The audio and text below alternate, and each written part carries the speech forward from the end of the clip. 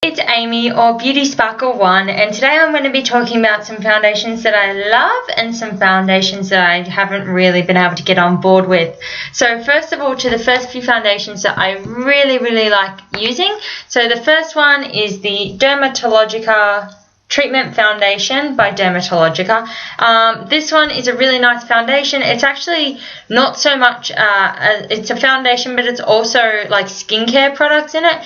It's a foundation that's specifically designed for blemish prone and acne prone skin, and it's got a lot of health benefits in it for your skin, and it won't make you break out. Well, in my opinion, it hasn't made me break out. It doesn't matter how many pimples I have, I can put this over the top and it won't make me worse, and it does it's nice to be able to put a foundation over the top of your skin without actually making your acne worse. It actually makes it better. It's got aloe vera, and it's got all sorts of healing properties in it that make it a really top-notch foundation.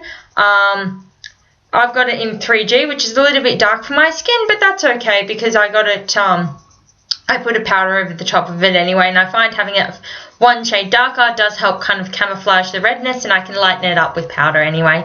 So I really enjoy using this foundation. It's got heaps of benefits in it. It's very matte and it really holds onto my skin really nicely. So I give this foundation, I'd probably give it like a 9 out of 10. The only drawback is it is a little bit pricey. Generally speaking, Dermatalogica is, and that's just because the quality of the brand that they have built. If you go in, you can usually get a skin mapping consultation, and and usually with that included you get some discount on the products if you go in, and they'll sort you out for like everything from cleanser, toner, moisturizer, under eye cream, foundation, face care in general. They'll help you out with pretty much anything you want, and generally if you go in you get a pretty reasonable discount when you buy a product. Or they also do the face masks, and usually when you do a face mask sometimes they give you like a discount coupon for next time you come through, and you can get it a little bit cheaper. I think mine for the 1.3 fluid ounce or 40ml tube, it was about $65. But I think it's definitely worth the money because you can't really put a price on, having really bad acne get worse because you're trying to cover it up. So the next foundation that I really like is along the same lines, that it's natural and quite good for your skin. And this is the Lush Color Supplement. It looks like this. It's just a really heavy duty thick cream, and basically it's only a pigment, so it just colors existing liquid. So basically I add mine to my moisturizer, my Lush Enzymian moisturizer, and then it forms a really light kind of foundation for my skin, and again it soaks in with the moisturizer. It stays natural, it stays clean. It's not the heaviest coverage, but for a day that I'm just after a little bit of color and a little bit of coverage, it's perfect for what I'm after. I think these range for about $20 something each. As I said, they're not particularly expensive, and they last a long time. And the more you stretch it out with a moisturizer or some other product, BB cream, you can also, I put it with sunscreen before. When my sunscreen was making me look a little bit light, I just put a little bit of the pigment in it, and it just gave it a really nice natural color to it. They have it in a number of different shades, but not in the way that there are regular shades. There's like Jackie Oats, which is for light skin with yellow undertones. There's light pink, which is for light skin with pink undertones, and then there's 2 darker colors. So it's not like there's a whole range of colors. It actually is quite susceptible to quite a few skin tones per pot, because it's a bit more sheer, you can see through it a little bit anyway. The next foundation that I really like is the Calvin Klein Infinite Matte Oil-Free Foundation, and I really like this one. I have it in Parfait 208, and this one's quite nice because it's a long-wearing foundation. It stays on pretty much all day, and it's oil-free, so it really keeps my skin quite dry, and I don't feel I need to blot it all during the day, whereas with some foundations it kind of slides off your skin a little bit, and you have to kind of blot it to make it stay there. But I found for a full day at work, a full 12 hours, I can come home and my makeup will still be really nice and really well put together without having to worry about reapplication or blotting it during the day. It's a really nice consistency. It goes on really smooth, especially over a primer. So it's a really nice foundation when you want full coverage for the day and just don't want to even have to worry about it at all. The next one that I really like is the Napoleon Perdis China Doll foundation. The China Doll foundation is the one that they recommend for oily skin. If you go in and sit down with one of their consultants and get your makeup done, they'll advise you which one's good for your skin. But because my skin is oilier, China Doll is the matte one, so it's the one that they recommend for people with oilier skin. I really like this one. This one, it kind of got an inbuilt primer, so it sits on your skin really nicely and you don't have to layer it the way you would other foundations. If you put your primer on and then you put your foundation on and then you put your powder or your skin finish over the top just to hold it in place. Generally speaking, it's very like porcelainy. It gives you a very flawless finish and it's a really nice consistency. It's a little bit heavy when it's hot. I find it does tend to sweat off a little bit more than the Calvin Klein or the Dermatalogica, but for a normal day and especially during winter, it's a really nice foundation. And it's got a lot of nice properties to it. I think for a tube it was about $56, but again, if you go in and get your makeup done, it costs you $70, but they give you $70 worth of product.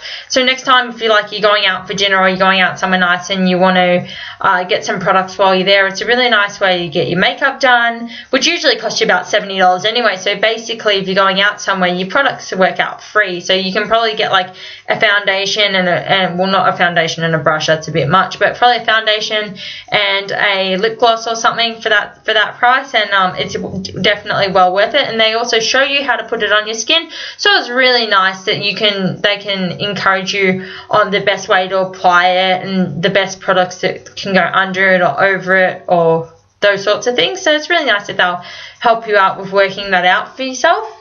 The next one that I really enjoy is the Magic Touch foundation by mirenesse or mirenesse, however you want to say it. This is quite a nice foundation because it does actually have a sponge tip applicator, so you just squeeze it through, and I find this is really nice for when I'm on the go because I don't need to bring a brush with me, I don't need to bring a sponge with me, I can just take my little one and I can just go and have it in my handbag, and it's got a little mirror on the end so you can take the cap off and just apply it really quick. You don't need a bathroom to do it, you don't need brushes, you don't need, it's a very versatile one that you can kind of take away with you and not have to worry about it. I wear it in the shade 21, which is Vienna, and it's one of their light, I think it's the second lightest shade, and it's probably a fraction dark for me, but this is a nice one because it's SPF 15 and it's really nice to take on the go because it is a very easy foundation to take away with you. The next one these are a few that I really couldn't get on board with, and I tried with different primers underneath. I tried with liquid primers. I tried with like a mineralized skin finish primer. I've tried it with pretty much anything, like a matte primer, everything in it. I just didn't get the results I was after. And the first one that I had trouble with was the Australia's Mousse Makeup, and this is actually a tester because I got sent a couple of products to try out from Australia's a little while ago just to kind of see what worked for my skin and what didn't work for my skin, and I found this one was a little bit when I put it on, because it's a mousse, it actually kind of just clings to the very fine hairs around the line of your face, and it really didn't go nicely around my eyebrows, and it didn't stay on that nice. And then when I put a powder over it, because it was mousse and it's actually like little 3D particles, when I put like a powder on it, it looked like the powder kind of just clung to the particles, and it wasn't a smooth finish. It wasn't, I tried to buff in the powder. I tried to just layer the powder really lightly over my face, and I didn't get the results I was after. And with this foundation, it was a bit too, I don't want to say like oily, because it wasn't really oily. It's quite a dry, it's almost like a powdery foundation. But when I put something over the top, it just it kind of slid off my face a little bit, so I didn't really like the feel of it. The next ones that I didn't like, I got the set here. So this is the True Match L'Oreal Compact Makeup, and this is the cream makeup that comes with it. And I really, again with this one, it's supposed to be super blendable and quite good for slightly oilier skin, but I didn't find that to be the case. It made me break out really, really severely.